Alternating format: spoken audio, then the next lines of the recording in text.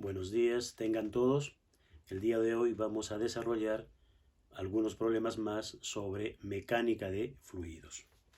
Bien, el primer problema que vamos a desarrollar tiene que ver directamente con ingeniería civil. Ponemos entonces problemas.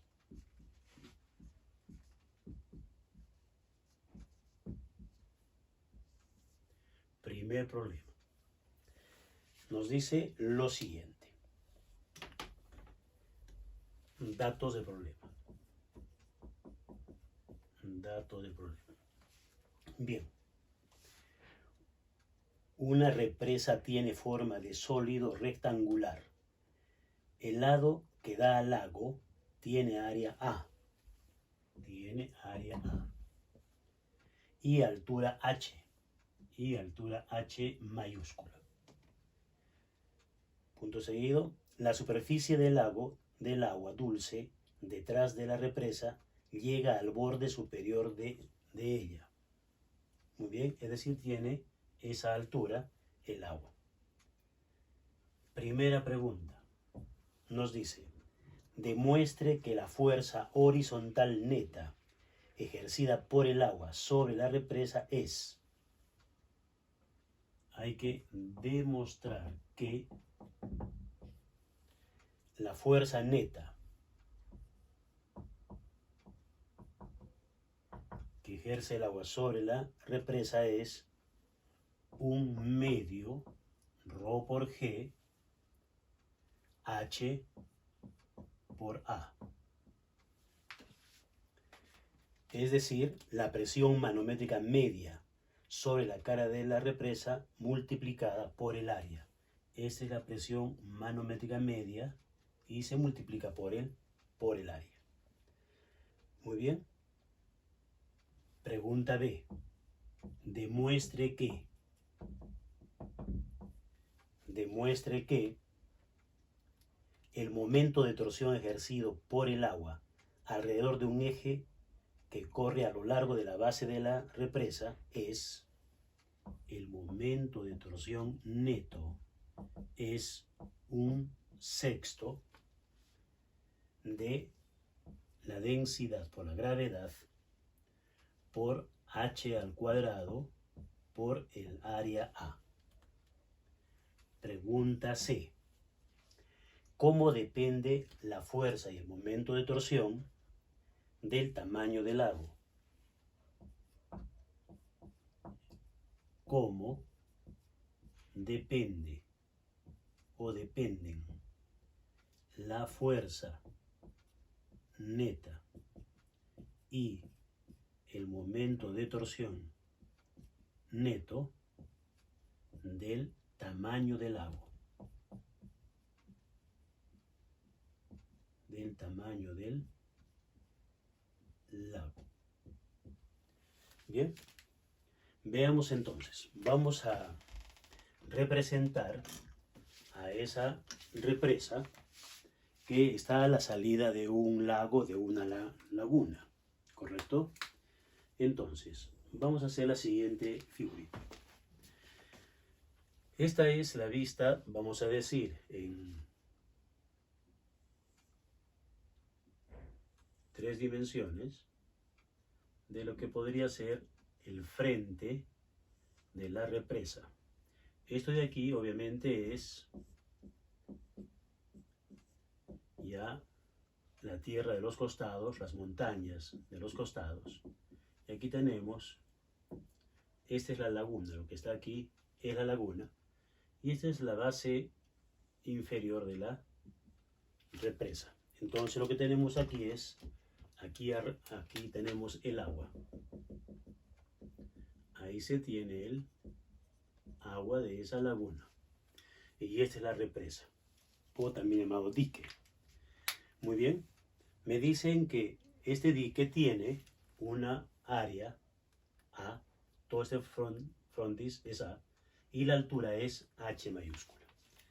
Me están pidiendo encontrar la fuerza neta que ejerce el agua de la laguna contra ese dique o represa. Y también me piden hallar el momento de torsión neto que ejerce esa fuerza respecto de un eje que está aquí en la base del dique. Es decir, esa fuerza lo que va a hacer es tratar de empujar el dique, voltear el dique alrededor del eje que está en la base del mismo. Y esa es la expresión matemática. Y luego nos preguntan cómo depende estas dos cantidades del tamaño del lago. ¿Correcto? Bien, es una pregunta que se tiene que responder teóricamente, conceptualmente. Bien, para mejor entender esto, vamos a ver el dique o represa, la vamos a ver de manera frontal. Entonces, este es el dique, visto de manera frontal. Estamos viendo de manera frontal, ¿correcto? Entonces, aquí ya podemos representar la altura h que tiene ese dique y tenemos el área de todo el frontis, ¿correcto? Bien, entonces, lo que vamos a hacer ahora es lo siguiente. Vamos a ver, por ejemplo, que a cierta profundidad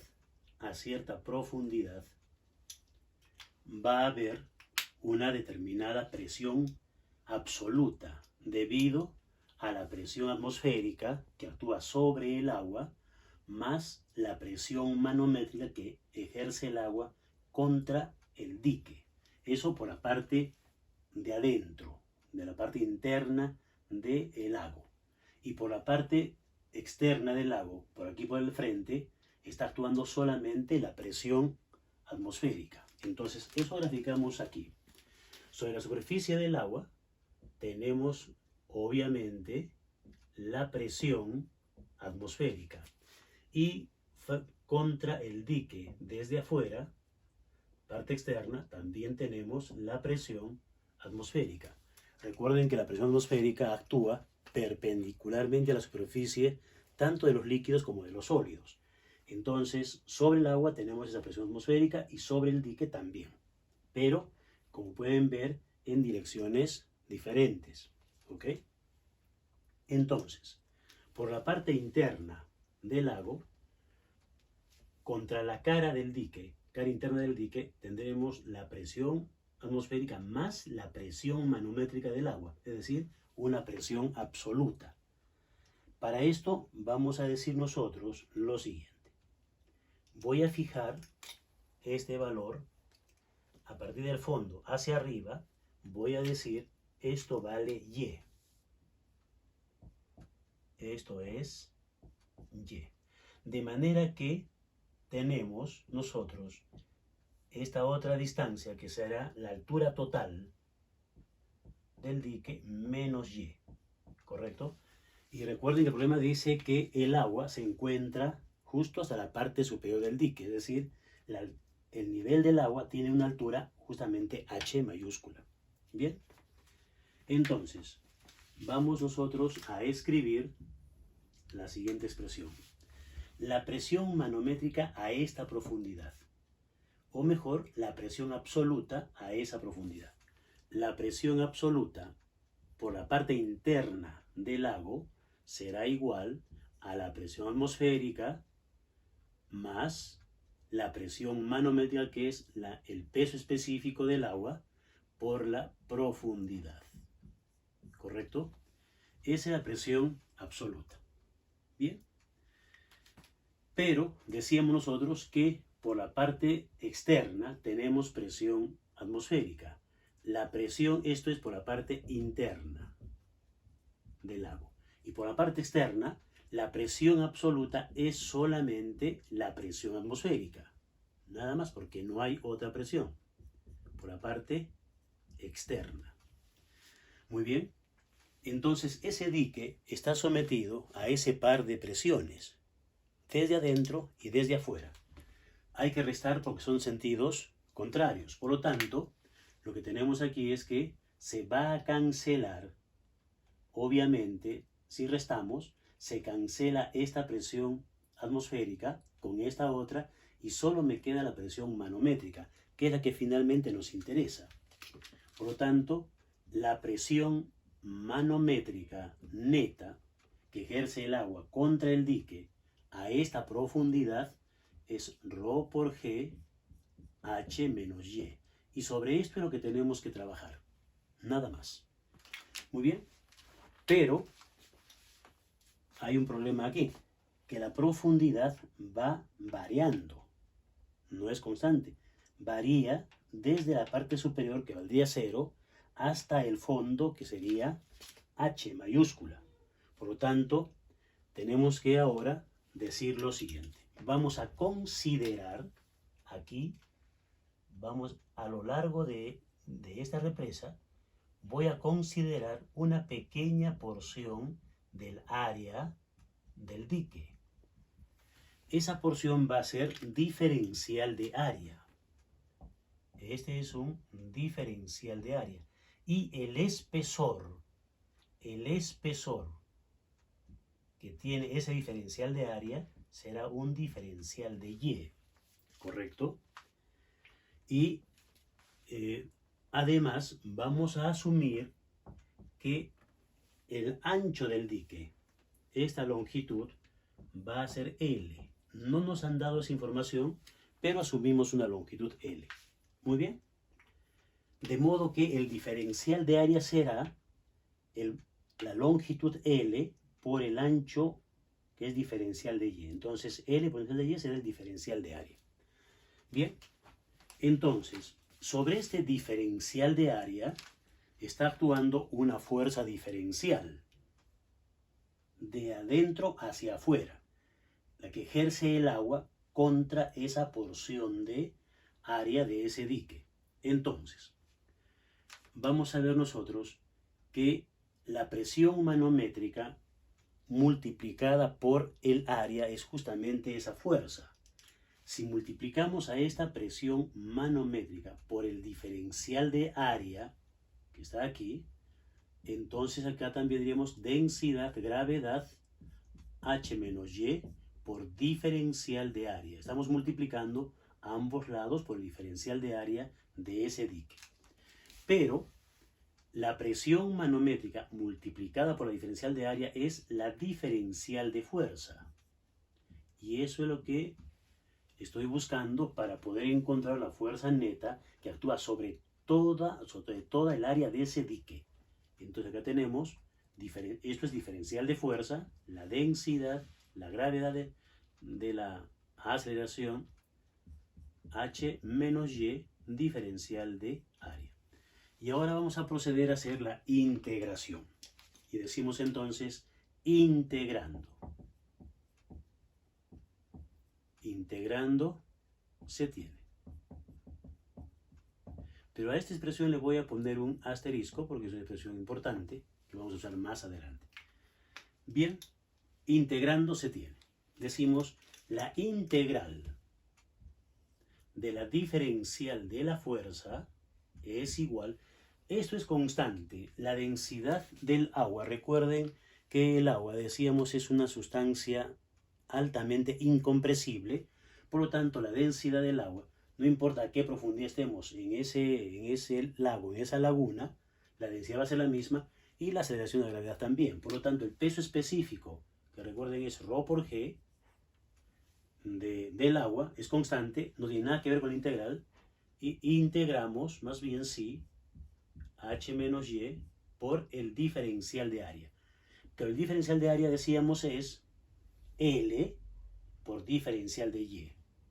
L por diferencial de Y es el diferencial de área. ¿Correcto? Ahora, ¿de dónde a dónde integramos? La fuerza vamos a integrar desde 0 hasta la fuerza neta, ¿correcto? La fuerza total. Y aquí integramos desde 0, desde una profundidad 0, hasta una profundidad H. Hasta una profundidad H. Claro, a la profundidad 0 no hay fuerza que ejerza porque todavía no tenemos agua. Conforme vamos bajando, conforme vamos aumentando la profundidad, la fuerza va a ir aumentando. Y la fuerza total será la fuerza neta de 0 hasta el fondo, tendremos la fuerza neta. Y esto va a ser igual la densidad por la gravedad, aquí vamos a hacer corchete y vamos a separar en dos integrales, porque acá tengo una diferencia. Entonces digo integral desde 0 hasta h mayúscula de h por L por diferencial de y menos integral de 0 a h, y L diferencial de y. Y cerramos el corchete. Y desarrollamos esas dos integrales. Entonces acá diríamos nosotros que la fuerza neta sobre el dique será igual el peso específico del agua, corchete, h es constante, sale fuera de la integral, y L también es constante, sale fuera de la integral porque es el largo de ese dique, entonces sale afuera. La integral sobre el diferencial de y solamente es y, que varía desde 0 hasta h. Menos, aquí L es constante, sale afuera, y integral de y diferencial de y. Esa integral es y cuadrado sobre 2. Y eso varía de 0 a h y cerramos el corchete. Y ahora vamos a reemplazar los límites de integración. Para eso, vamos a borrar esta parte superior. Bueno, borré la expresión de la fuerza, no importa. Decimos entonces, la fuerza neta, ¿a qué es igual? La fuerza neta será igual a ρ por G, corchete, H por L, y cuando y vale H, menos cuando y vale 0, entonces queda ahí. Menos un medio L, acá está un medio de L, y cuando y vale H al cuadrado, menos cuando y vale 0, ahí también queda, es 0. Entonces, aquí tenemos h cuadrado, ¿ok? La fuerza neta sobre ese dique será igual ρ por G corchete, h cuadrado por L, menos un medio de h cuadrado por L. Tenemos los mismos términos, solo que acá tengo 1 y aquí tengo menos un medio. 1 menos un medio es un medio. Esa diferencia entonces nos dice que la fuerza neta será un medio del peso específico h al cuadrado por L. ¿Correcto? Bien. Pero recordemos que el área de todo el dique es el producto de L por h. Entonces, de aquí separo un h, multiplico un h con el L, es el área.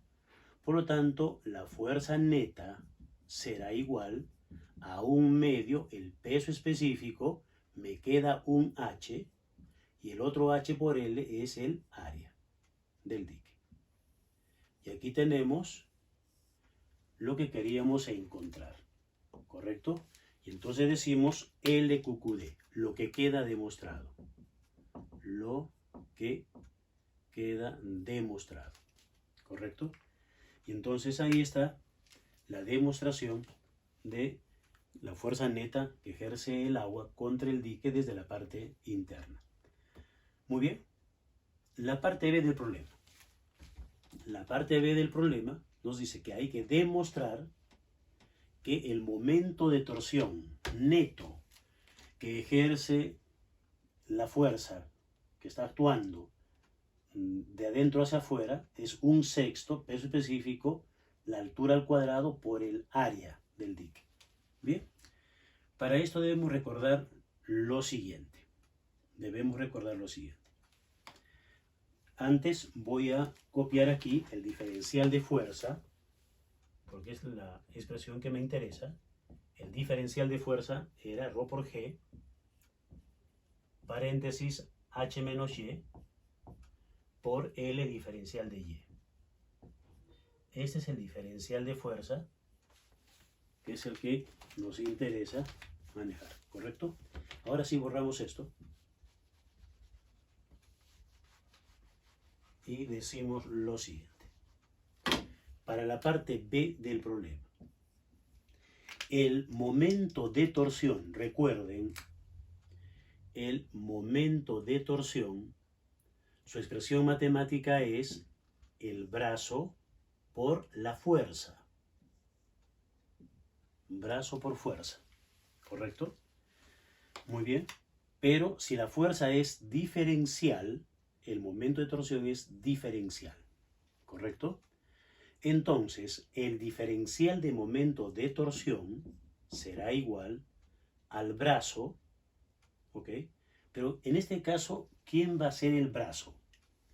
Recuerden que el problema dice que hay que haya momento de torsión respecto de un eje que está aquí, en la base. El brazo va a ser Y. Y el diferencial de fuerza está actuando sobre este diferencial de área. Entonces, aquí ponemos donde el brazo, en este caso es Y.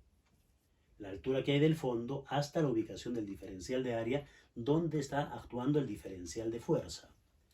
Entonces, ese brazo es Y. Multiplicado por el diferencial de fuerza, que está aquí, la densidad por la gravedad, paréntesis, H menos Y por L por diferencial de Y. ¿Correcto?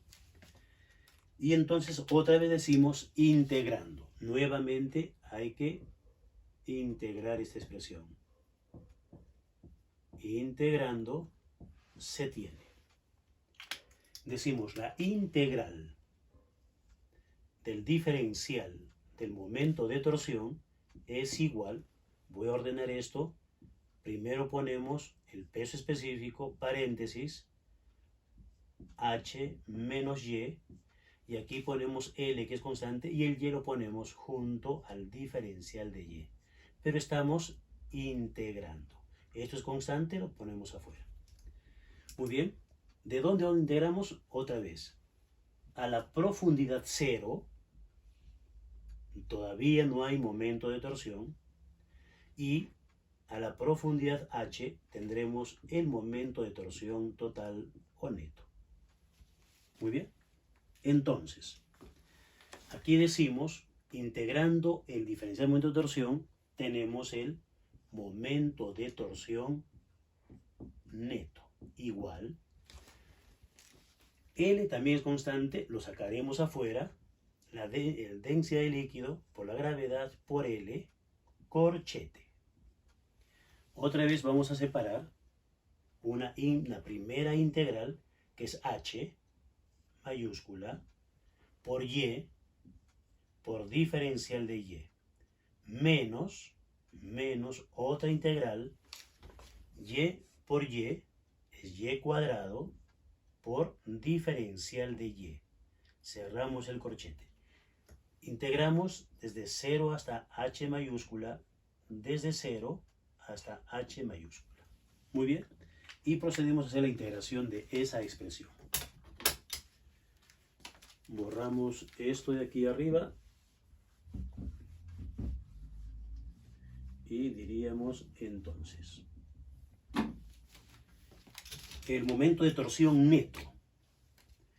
El momento de torsión neto será igual peso específico del agua por el ancho del dique, corchete. H es constante, sale afuera de la integral. Y Y diferencial de Y. La integral es Y cuadrado sobre 2. Y eso vamos a reemplazar límites desde 0 hasta H. Correcto. Menos Y cuadrado diferencial de Y. Su integral es Y cubo sobre 3. Los límites van de 0 a H y cerramos el corchete. Y ahora vamos a reemplazar los límites de integración. Tenemos el momento de torsión neto igual peso específico por L, corchete. El 2 lo sacamos afuera y decimos 1/2 de h, y cuando decimos el y cuadrado, todo el valor de h será h cuadrado. Con este h será h cubo, ¿correcto? Menos 1/3. Cuando y toma el valor de h, directamente es h cubo menos 0. Ahí queda. Entonces tengo 1/2 menos 1/3 de h cubo. El momento de torsión neto es igual densidad, gravedad por L.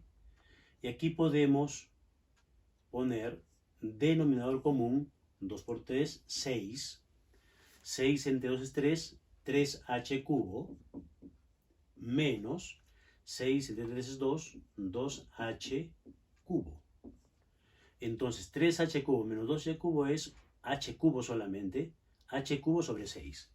Entonces el momento de torsión neto es igual a 1/6 de ρ por g por L por h cubo. ¿Correcto? Eso es. Pero ahora decimos nosotros que el área otra vez es h por L. Entonces un h multiplicamos por el ancho del dique y tendremos el área de ese dique. ¿Ok? Entonces, el momento de torsión neto será igual a 1/6 el peso específico, y nos quedaría un h cuadrado, y el otro h por L es el área. Y aquí tenemos esta expresión, que es justamente la otra que queríamos demostrar. Decimos entonces L QQD, lo que queda demostrado. ¿Correcto? Bien, entonces ahora damos respuesta a la tercera pregunta. A la pregunta C. ¿Qué nos dice? ¿Cómo depende tanto la fuerza neta como el momento de torsión neto del tamaño de la laguna, del tamaño del lago? Como pueden ver, en realidad en esas expresiones no aparece el tamaño del lago. Lo que aparece solamente es, en todo caso, la profundidad, h, ¿correcto? Y digamos, el ancho de la salida del lago. A ver, podemos imaginar nosotros el lago Titicaca, enorme, ¿correcto?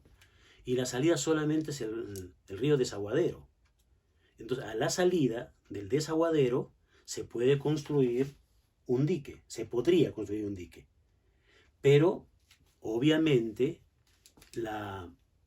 digamos, la fuerza sobre el dique, el momento de torsión sobre el dique, no va a depender del tamaño del lago Titicaca.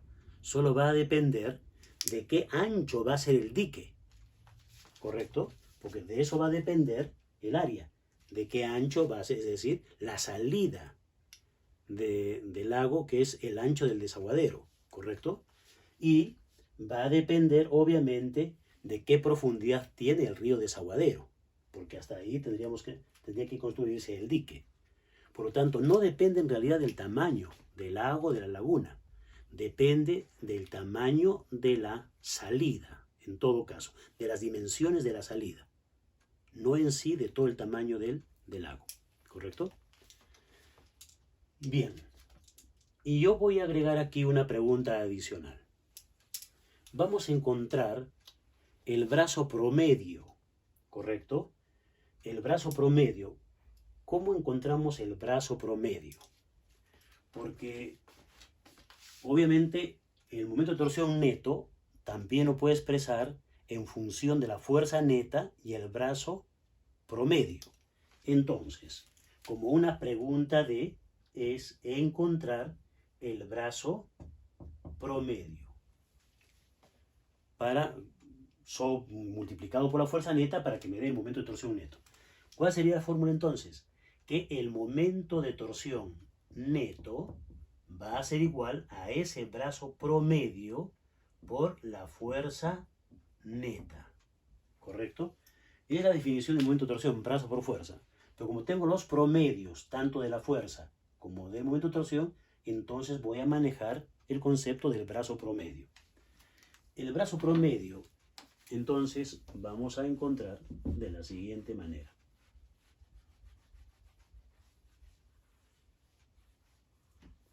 Decimos entonces, despejando, el brazo promedio será igual al momento de torsión neto sobre la fuerza neta. ¿Correcto? Y dividimos esos dos términos. 1/6 ρ GH cuadrado A entre 1/2 ρ H A. Entonces, hacemos esa división sencilla. El momento de torsión neto es 1/6 peso específico H al cuadrado por A. Y la fuerza neta es 1/2 peso específico H por A. Cancelamos, como pueden ver, el peso específico, cancelamos el área y cancelamos una altura. Y por extremos y medio diríamos 2/6. Multiplicamos por extremos y medio, sería 2/6, pero 2/6 es 1/3. Entonces, el brazo promedio será 1/3 de H. Entonces, el brazo promedio se encuentra a 1/3 de H aquí. ¿A qué altura? A una altura de 1/3 de H. Si esto es, digamos, 1/3, 2/3, a esta altura se encontrará el brazo. Esta altura sería el brazo promedio. 1/3 de todo H. ¿Ok? Entonces, eso para que se note lo siguiente. Como la fuerza va aumentando hacia abajo, obviamente el momento de torsión también va a ser cada vez más intenso. Por lo tanto, el brazo promedio tiene que estar por debajo de la mitad del dique, porque las mayores fuerzas están actuando hacia abajo, ¿correcto? La parte más baja del dique. Bien, entonces se justifica que justamente el brazo promedio sea o esté por debajo de la media altura del dique. ¿Ok? Bien, problema 2. Problema 2.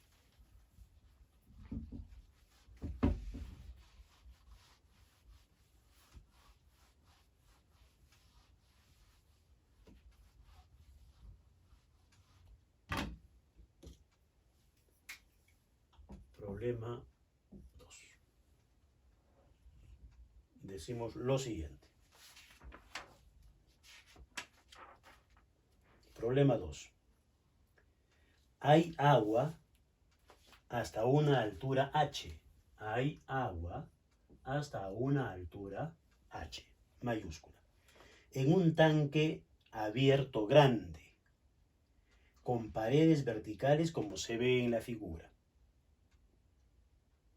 Se hace un agujero en la pared a una profundidad H minúscula. Un agujero en la pared a una profundidad H minúscula. Bajo la superficie del agua. A esa profundidad bajo la superficie del agua. Punto seguido. Luego nos dice, pregunta A. Pregunta A. ¿A qué distancia R mayúscula? ¿A qué distancia R mayúscula del pie de la pared tocará el piso el chorro de agua que sale? Pregunta B. ¿A qué distancia sobre la base del tanque podría hacerse, a qué distancia sobre la base, H', vamos a llamar a eso, H', podría hacerse un segundo agujero tal que el chorro que salga por él tenga el mismo alcance que el que sale por el primero? Es decir, el alcance que sale por ese agujero también sea igual al alcance que salió por el primer agujero. Esa es la condición. Bien, Vamos a graficar entonces esto. Y se dice que se tiene un tanque grande de paredes verticales. Este es el tanque grande de paredes verticales. Aquí está. Este es el tanque. ¿Ok?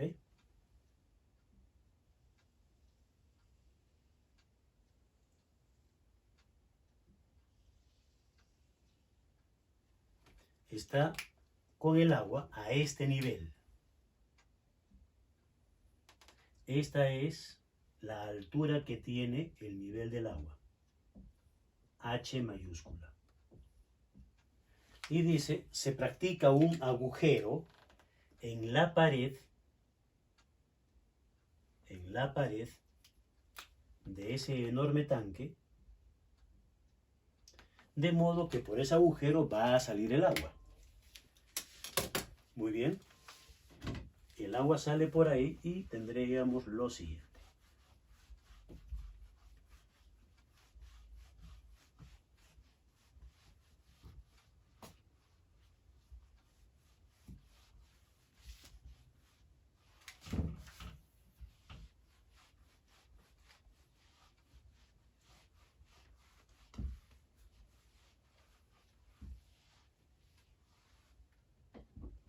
Tendríamos lo siguiente.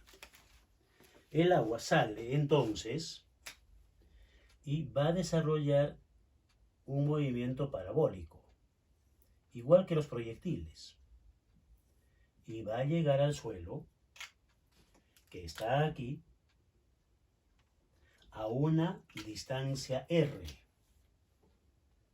Dice, ¿a qué distancia R del pie, de la base de ese tanque, llegará el chorro al suelo? Esa es la pregunta. La primera pregunta. La segunda pregunta es, bueno, este agujero fue practicado, nos dicen, a una profundidad H de la superficie del agua. La otra pregunta es, ¿a qué altura respecto de la base practicamos otro agujerito? ¿Ok? Se hace otro agujerito tal que este sea H', que no conozco, el líquido que salga por ahí tenga el mismo alcance,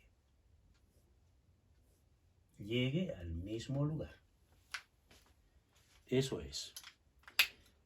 Esto es fácil de comprobar experimentalmente.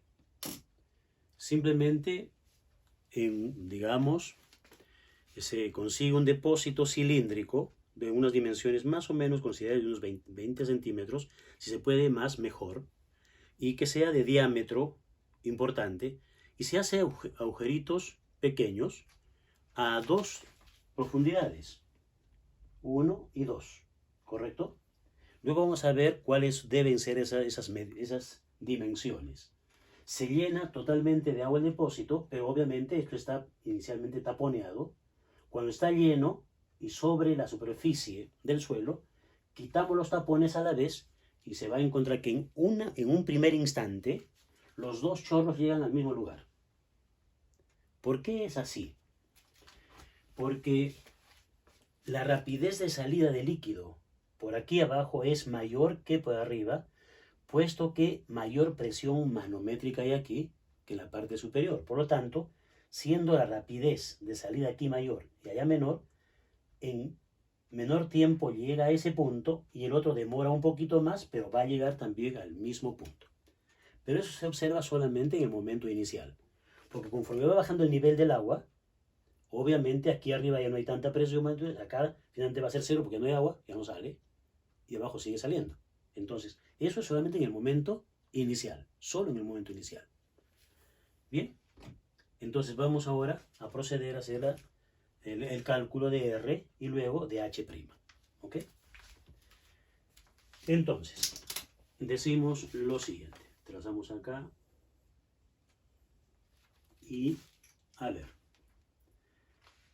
vamos a aplicar la ecuación de Bernoulli, porque se crea o no, esto es como una tubería que cambia de sección. Por ejemplo, yo diría que aquí arriba tengo una sección A sub 1. Este es el punto 1 y la sección de la tubería, que es todo el diámetro del tanque, va a ser de área A1, ¿correcto? Y la rapidez con la cual descienda el agua, porque está saliendo por el primer agujerito, esto todavía no existe, va a ser B1, ¿correcto? Y el punto 2 es justamente aquí en la salida. Ahí está el punto 2, ¿correcto? Muy bien. Y entonces, por ese punto 2, como el hueco está en la pared vertical, la velocidad de salida es horizontal. Ahí está, B sub 2. Y obviamente el área del agujerito será el área 2, ¿correcto? Muy bien. ¿Qué me dice la ecuación de Bernoulli? Entonces tengo una tubería ancha aquí y luego angostita allí. Es totalmente aplicable. Entonces, la ecuación de Bernoulli me dice que la presión en el punto 1 más la presión dinámica, 1/2 ρ por la rapidez 1 al cuadrado, más la presión ρ por g por la altura y1, más, o va a ser igual a la presión en el punto 2 más 1/2 la densidad, la rapidez en el punto 2 al cuadrado, más ρ por g, la altura del punto 2. Esa es la ecuación de Bernoulli en general. Muy bien. Pero ahora vamos a decir nosotros lo siguiente. La presión 1 era la presión que ejerce el fluido que empuja, ¿correcto?, a otra parte del fluido. Y la presión 2 era la presión que se opone a ser empujado. Entonces, ¿quién empuja el fluido aquí arriba? La presión atmosférica. Entonces, la presión P sub 1 es la presión atmosférica, ¿correcto? ¿Quién se opone a que salga el líquido por ese agujero? También la presión atmosférica, porque lo que tengo acá afuera es la atmósfera. Y la presión P sub 2 también es la presión atmosférica, ¿correcto? Entonces, estas dos presiones se van a cancelar porque es la misma. Está actuando aquí y está actuando aquí. Acá empuja y aquí se opone. Es la misma presión, entonces se cancelaron. Luego, hemos dicho que el tanque es grande y el orificio es pequeño. Si el tanque es grande, de gran área, no se va a notar cómo va descendiendo el nivel del agua. No se nota. Por lo tanto, podemos hacer una muy buena aproximación y decir, entonces el B1 vale 0. Como no se nota cómo va descendiendo, entonces no se mueve. Por lo tanto, podemos decir, lo ponemos acá punto y coma, y el B1 lo aproximamos a 0 porque el tanque es grande y no se nota cómo va descendiendo el nivel del agua, ¿correcto? Muy bien. Luego, ¿quién es Y1?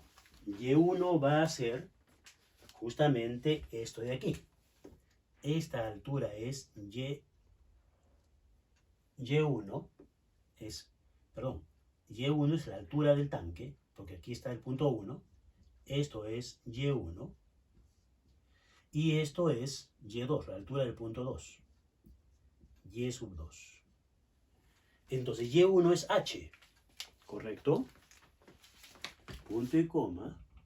Y sub 1 es H mayúscula. ¿Y el Y sub 2 quién es? El Y sub 2 será todo H mayúscula menos H minúscula. H menos H. ¿Listo?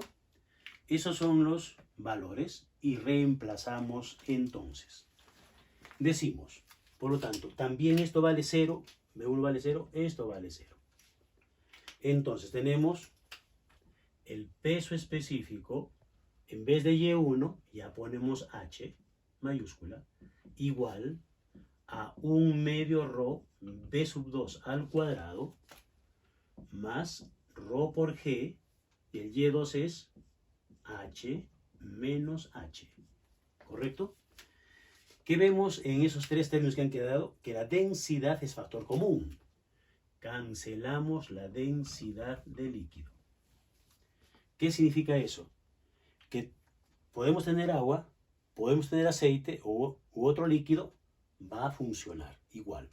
¿Correcto? Funciona igual. Muy bien. Entonces, mi incógnita es el B sub 2. Quiero saber con qué rapidez sale el fluido por ahí, porque dependiendo de esa rapidez, vamos a calcular el alcance R. Entonces, esto que está sumando pasa restando. Tendríamos G por H mayúscula menos G por H menos H igual a 1/2 B2 al cuadrado.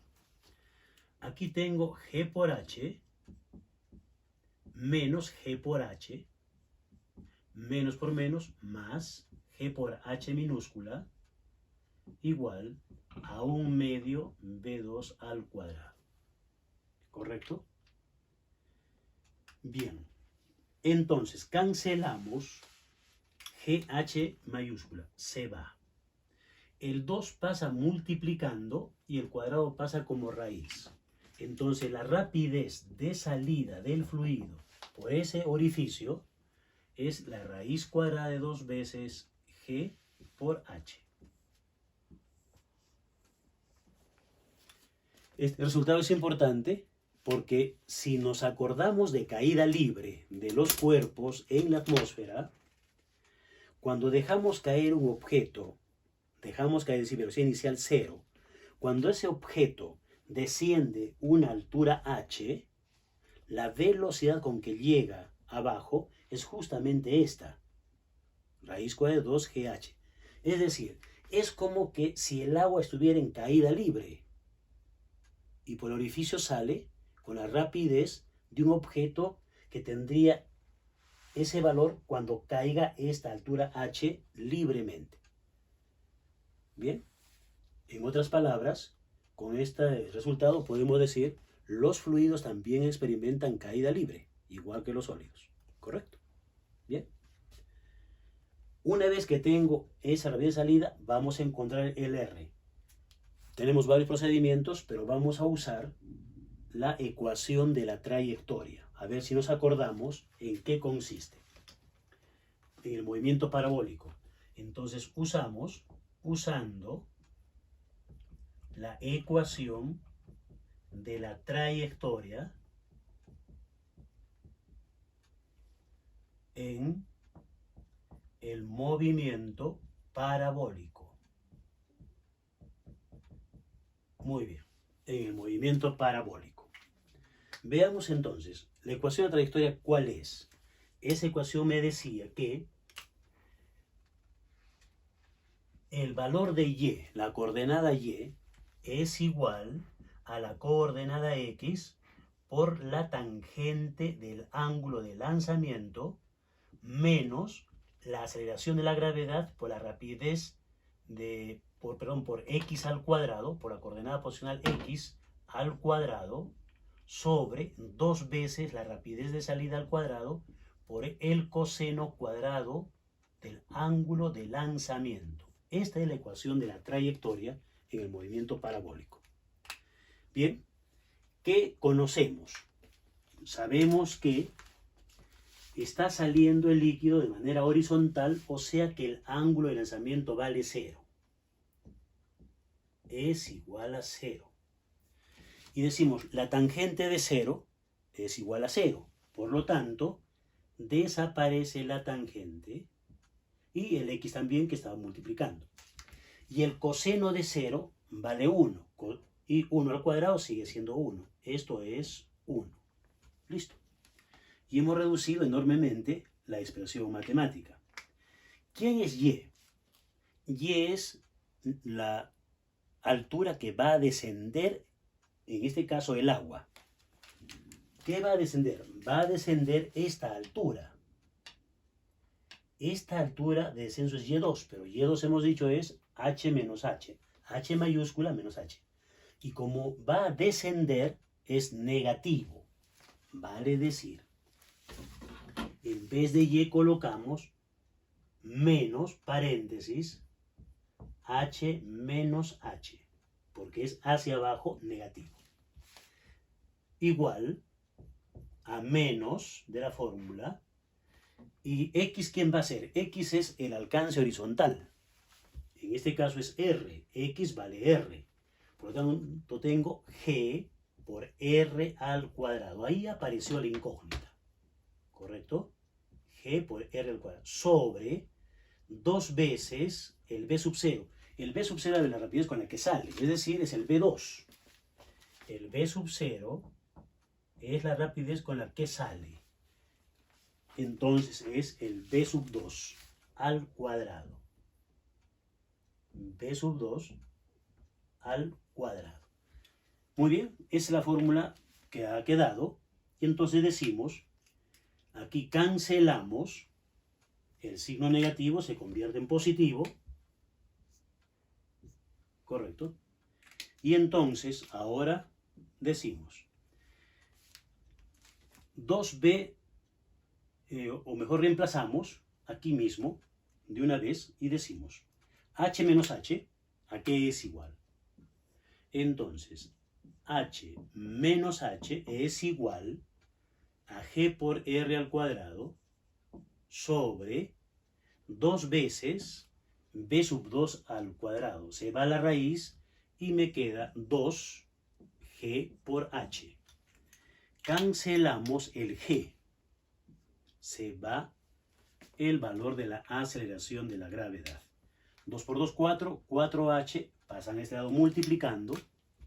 Y tenemos entonces 4h por h menos h igual a r al cuadrado. Esto pasa como raíz y decimos r entonces es igual, raíz cuadrada de todo esto, raíz cuadrada de 4 es 2 por la raíz cuadrada de h por h menos h. Esta es la respuesta. Ese es el valor de R, el avance horizontal, donde caería el líquido cuando sale por ese primer agujero. Esa es la expresión. Muy bien, pero ahora, en la segunda parte me dicen, y si a qué altura, dice, a qué altura del fondo se practica otro agujero, tal que el alcance del agua también sea igual que el del primero. Bien. Para esto vamos a decir, no repetimos todo, ¿cuál sería la rapidez de salida por este agujero? Si este sería el punto 3, vamos a decir, la rapidez de salida sería el B3, pero el B sub 3 sería como el B sub 2, solo que en vez de una profundidad h, sería a una profundidad h mayúscula menos h'. Utilizamos este resultado porque recuerden que h es esta profundidad y para este agujero entonces será esta profundidad. Por lo tanto, tenemos el h mayúscula menos el h'. ¿Listo? Hacemos simplemente ese cambio. Aprovechamos este espacio para la parte B, entonces, diríamos, usando la ecuación asterisco,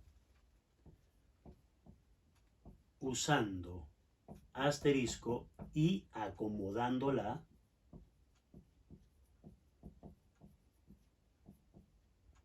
tendríamos que la rapidez de salida B3,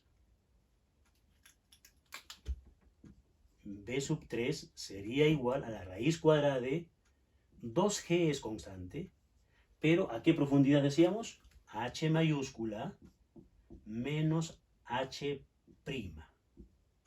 a esa profundidad. Entonces, esta es la expresión que vamos a usar. Muy bien. ¿Qué otra expresión vamos a usar? Nuevamente la ecuación de la trayectoria. Para este otro movimiento, porque ya conozco con qué rapidez sale, entonces para esta trayectoria, con el mismo alcance horizontal. Entonces, borramos todo lo de aquí arriba.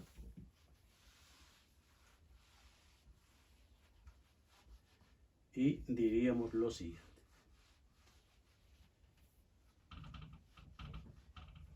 A ver. Otra vez usamos la ecuación de la trayectoria. Decimos, de la ecuación de la trayectoria tenemos. En este caso, ¿cómo sería? Y es la altura que desciende el líquido a partir de aquí. ¿Qué desciende? H'. Solo va a descender H' y negativo. Menos H' igual. Esto es cero, lo mismo. Menos G por R', que es lo mismo que el mismo R al cuadrado, es el mismo R al cuadrado, son lo mismo, sobre 2 veces el B sub 0, pero el B sub 0 ahora es el B3. El B sub 0 es ahora el B3. Y el B3 es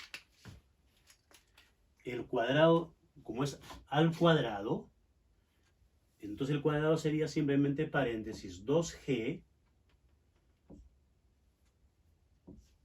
por H menos H'. Así. Pero el R lo conozco, aquí está el R. Hay que reemplazar ese R, lo reemplazamos aquí arriba. Asterisco prima. Entonces, usando asterisco prima, tendríamos, ya el signo negativo se va, correcto. Y entonces el H' sería igual a G por 2 al cuadrado es 4, y el cuadrado de la raíz, desaparece la raíz, H menos H por H menos H. Así. Sobre 2 por 2, 4G, paréntesis, H menos H'.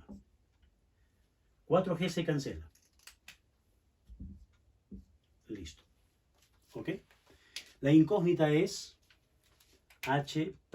Entonces, esto pasa multiplicando y tendríamos la siguiente expresión. Diríamos H' por H menos H' igual a H por H menos H. ¿Correcto? Bien. Luego, digo H' por H menos H' por H' cuadrado igual a H por H menos H. ¿Listo? De esa forma. Tengo una ecuación cuadrática. La incógnita al cuadrado, la incógnita elevado a 1, y esta es un coeficiente. Esto se conoce. Tanto H mayúscula como H minúscula se conocen. Es un valor numérico conocido. Entonces, voy a pasar todos los términos al lado izquierdo para escribir la ecuación cuadrática completa. Pero voy cambiando de signo. Normalmente la incógnita al cuadrado aparece como positiva. H' al cuadrado. Si este es positivo, este será negativo. Menos la constante es H mayúscula, la incógnita H'. Esto es positivo, este es negativo. Este al pasar a este lado pasaría como negativo, porque estoy cambiando de signo, sería positivo. Más H por H menos H igual a 0. Es la ecuación cuadrática completa. La ecuación cuadrática, recuerden, es un coeficiente por x al cuadrado más otro coeficiente por x más la constante igual a 0. Esta es la ecuación cuadrática básica en matemática.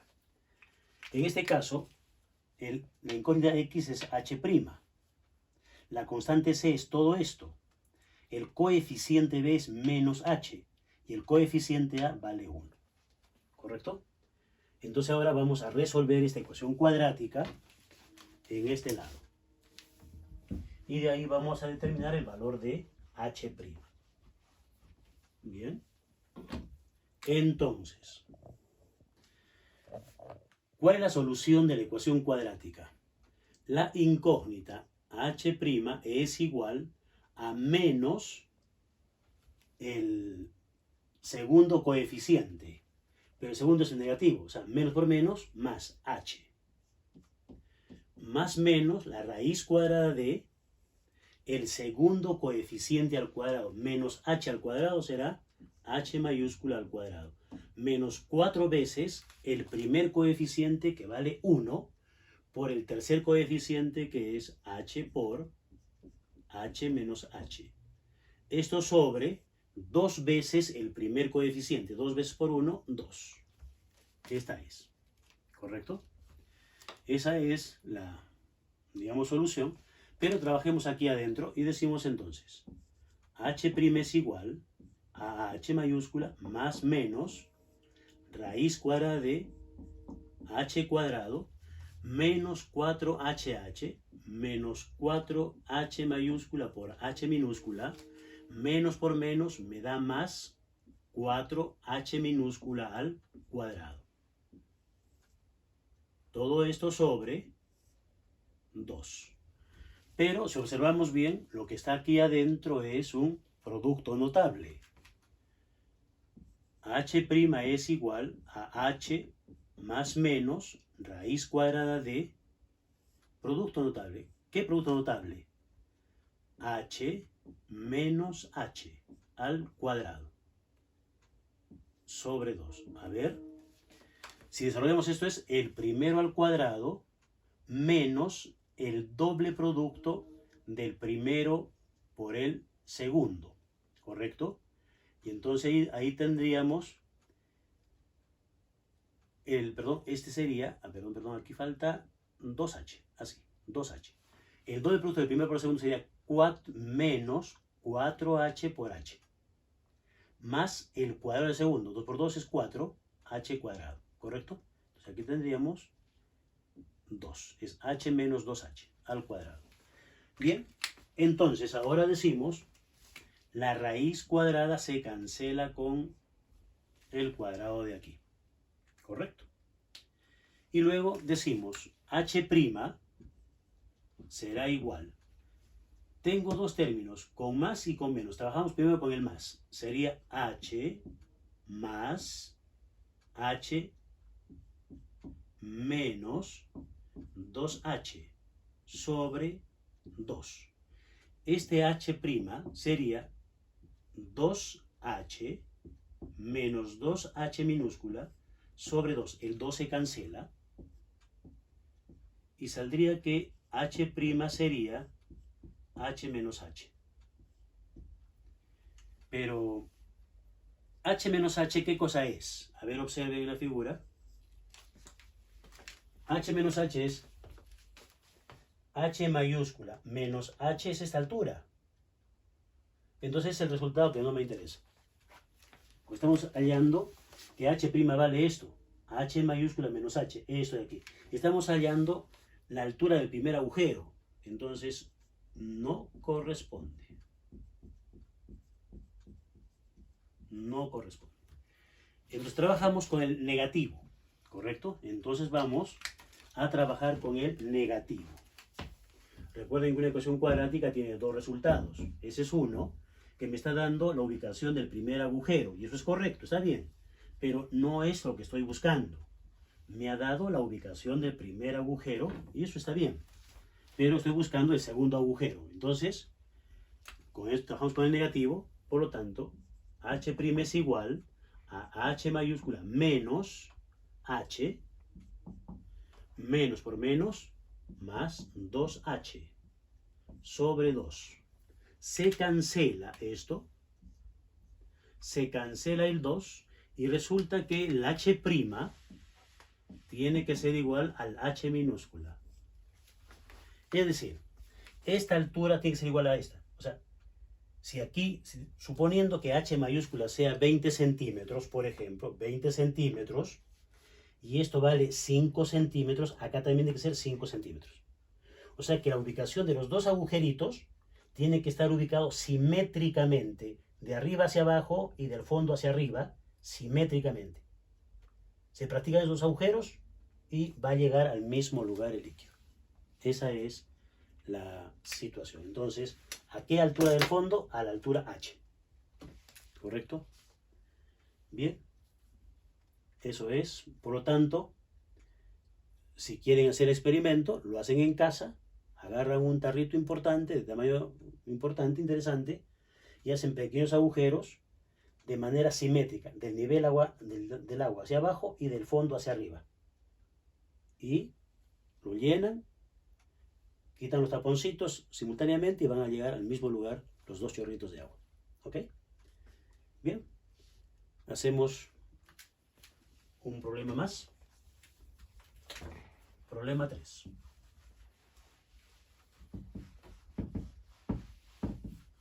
Problema 3. Otra aplicación de la ecuación de Bernoulli. Otra aplicación de la ecuación de Bernoulli. Pero esta vez nos vamos a referir a por qué vuelan los aviones. ¿Ok? Decimos entonces, el diseño moderno de aviones exige una sustentación debida a la fuerza neta del aire en movimiento sobre el ala de cerca de 2000 newton por metro cuadrado. Estamos hablando de una presión de sustentación en todo caso, ¿no?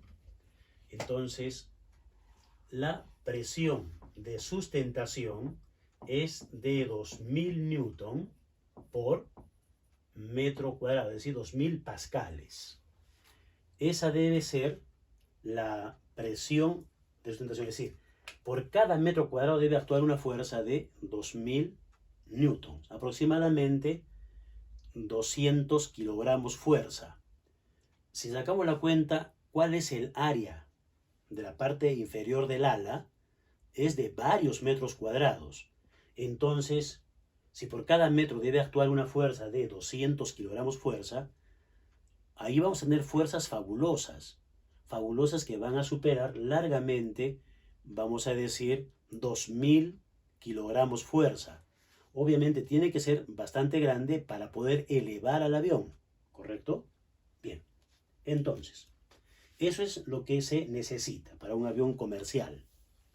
Ahora decimos, suponga que el aire, a la altura que está volando el avión, es de 1,20 kilogramos por metro cúbico.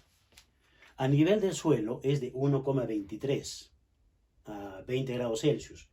Arriba, obviamente, es menor la densidad del aire, 1,20 kilogramos por metro cúbico. ¿Ok?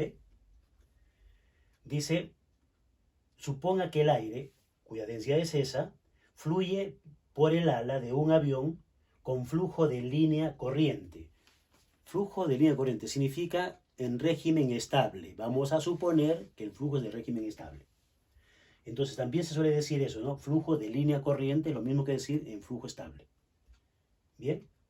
Si la rapidez de flujo por la cara inferior del ala es de... Si la rapidez por la cara inferior del ala es de 120 metros por segundo,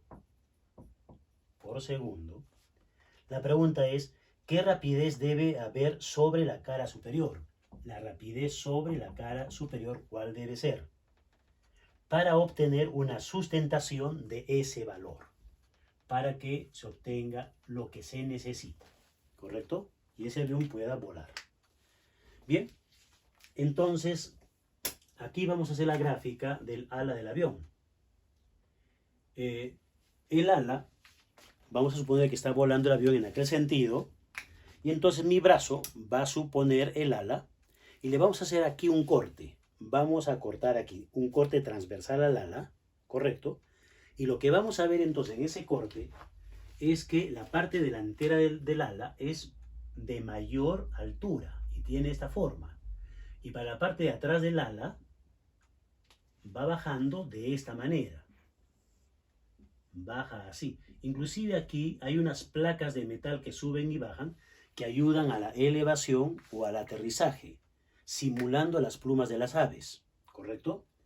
Entonces es el corte transversal del ala. El ala viene hacia aquí, el ala viene hacia acá. El avión está obviamente avanzando en ese sentido y el ala viene hacia aquí. Y si observan bien, es parecida al ala de un ave. Si le hacemos el corte transversal, la parte delantera es más amplia y para atrás es así de angostita, ¿correcto? Bien. Vamos a decir entonces, el avión está volando en este sentido. En ese sentido está volando el avión, ¿correcto? Y ahora suponemos en reposo al avión y quien se mueve es el aire. El movimiento, recuerden, es relativo. ¿Quién se mueve respecto de quién? Bueno, voy a dibujar una línea de flujo. Esta línea de flujo viene, choca contra el ala y se va a desviar por abajo del ala y sigue. Esta línea de flujo choca y se desvía por abajo y sigue. Esta línea sigue de largo. Estas líneas de flujo entonces están aquí y esta otra choca aquí y se va por la parte superior. Es el mayor número de líneas de flujo pasan por la parte superior del ala y muy pegaditas unas a otras en la parte de adelante del ala y esta otra ya pasa prácticamente de frente. Ahí tenemos entonces las líneas de flujo, ¿correcto? De manera que si yo supongo dos tuberías, una tubería aquí abajo y otra tubería por la parte de arriba, tendríamos lo siguiente. En la parte de abajo, esta área se ha reducido a esto solamente. Mientras que en el otro caso, miren, esta enorme área de esa tubería, entre comillas, se ha reducido a esto. La reducción es enorme. Y recuerden ustedes, por la ecuación de Bernoulli y por la ecuación de continuidad, que si es más angosta el área, mayor es la velocidad. Entonces, aquí adelante, la velocidad es la misma. Esta línea de flujo corresponde a un solo tubo, es la misma. Pero se divide en dos tubos, donde aquí hay una reducción del área, por lo tanto hay un incremento en la rapidez aquí abajo. Pero aquí hay una mayor reducción, por lo tanto hay un mayor incremento en la rapidez. El aire por arriba es más rápido que por abajo, ¿correcto? Entonces, acá decimos, voy a tener una rapidez en la parte inferior y aquí tengo una en la superior. Esa es mayor que aquella. Y ya conozco esta, me preguntan por aquella. ¿Correcto? Bien. Ahora, también hemos dicho que los fluidos ejercen presión perpendicularmente a los sólidos. Entonces, este fluido ejerce presión hacia arriba y este otro presión hacia abajo. Ahora, la presión que ejercen los fluidos contra las paredes del ducto es menor mientras mayor sea la velocidad. Mientras mayor sea la velocidad, menor presión ejerce.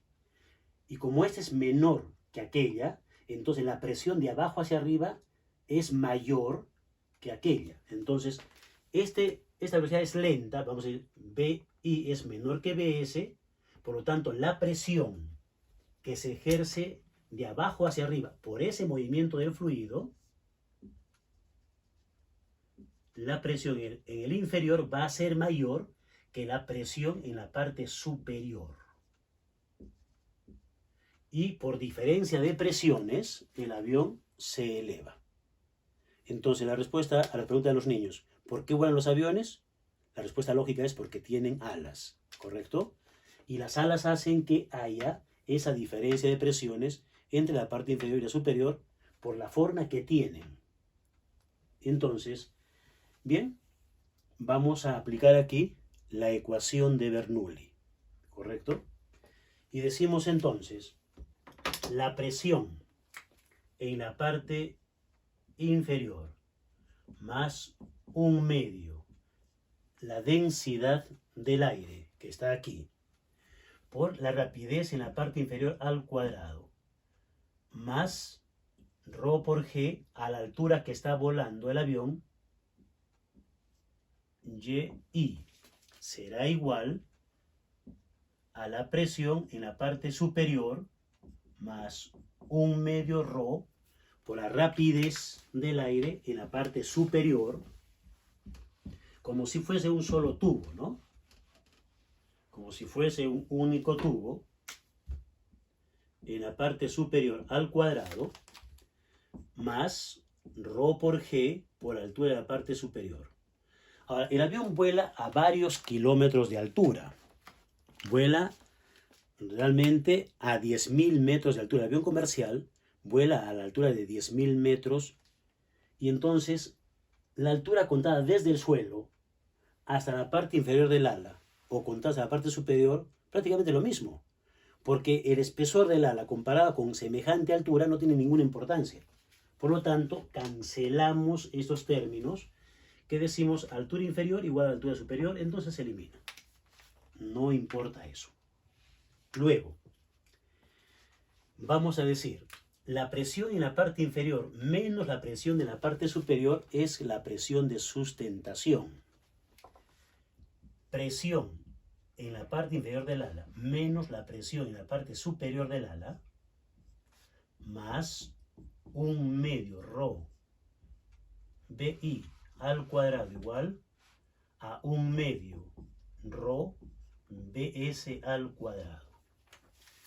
Decimos donde la presión de sustentación o fuerza de sustentación por metro cuadrado, la presión de sustentación es la presión inferior menos la presión superior.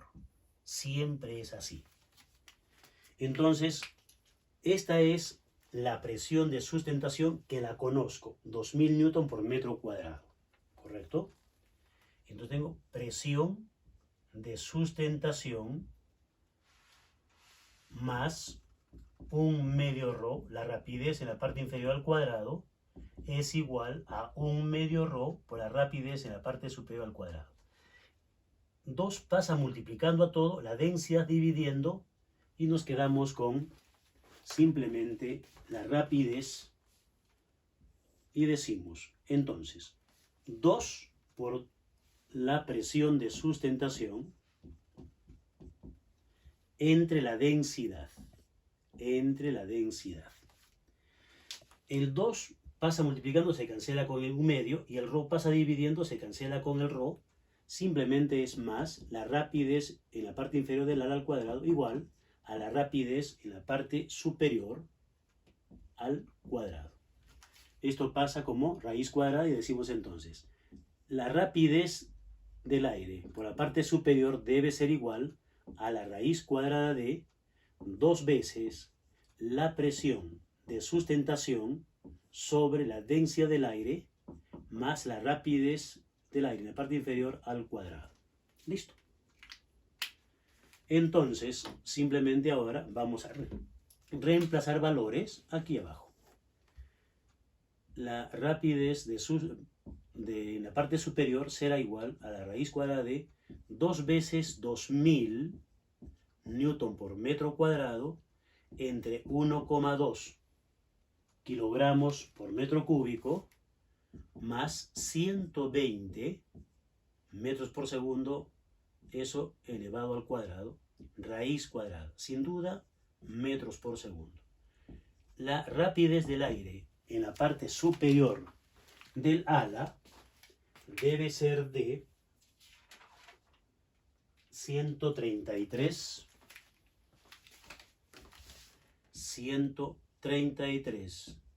metros por segundo. Como pueden ver, es mayor que la rapidez por la parte inferior. ¿Cuánto más? 13 metros por segundo mayor. Entonces, eso permite que los aviones puedan volar. Entonces, el principio de sustentación de un avión No es sino simplemente la diferencia de presiones entre la parte inferior y la parte superior del ala.